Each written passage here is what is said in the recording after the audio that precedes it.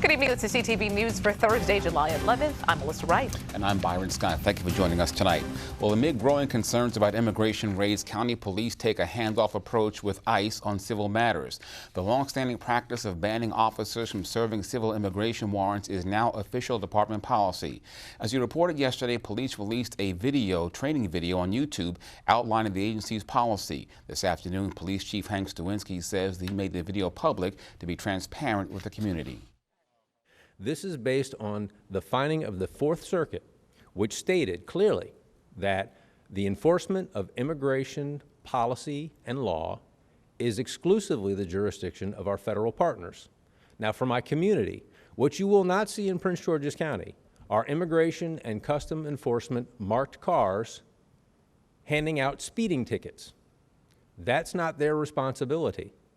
And similarly, Prince George's County police officers are not enforcing civil immigration process, detainers, deportation, whatever that may be. Stawinski also mentioned that he has no information about ICE sweeps in Prince George's County.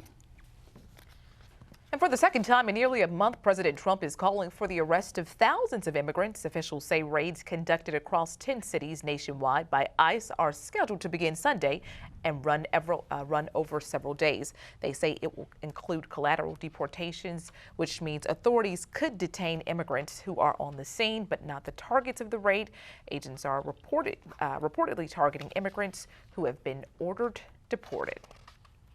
Maryland Attorney General Brian Frost has joined a coalition of attorneys general in filing a friend of the court brief. The suit, which targets conditions at immigration detention centers, was filed in U.S. District Court in California. Specifically, the legal action is aimed at defending the rights of immigrant children being held in detention centers. Frost and others accuse the Trump administration of separating young children from their parents and forcing them to live in unsanitary conditions. Frost calls the treatment of the children in custody a disgrace.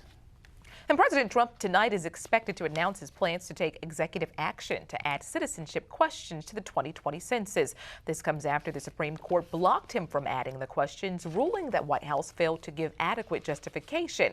Multiple legal battles over the question are still playing out in lower courts. Heavy rains are again forecast for the region. The metro area is under a flash flood watch at least until 2 a.m. tomorrow. After responding to numerous water rescue calls earlier this week, officials are reminding drivers to be cautious and not drive through standing or moving water. It just takes 6 inches of moving water to knock someone over and a foot of water to lift and carry a car away. In a situation where a car is in standing water and you see someone in distress or could possibly be in distress, please call 911. And again, if you feel you're trapped in water, climb out of your car, get to your roof, stay as dry and and please try to stay out of the water as much as possible. We will come get you. Officials say if you find yourself in an emergency situation, call 911.